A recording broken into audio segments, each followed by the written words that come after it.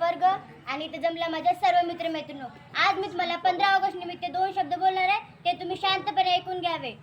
जगले ते देशासाठी आणि देशासाठीच लढले, जगले ते देशासाठी आणि देशासाठीच हुतात्मे झाले.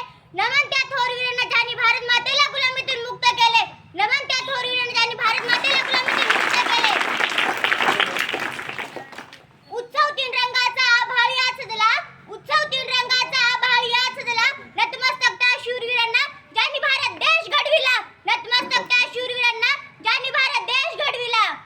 ना जातीसाठी लढले, ना धर्मासाठी लढले, ना जातीसाठी लढले, ना धर्मासाठी लढले. शूर क्रांतीवीर फक्त देशासाठी लढले, फक्त देशासाठी लढले.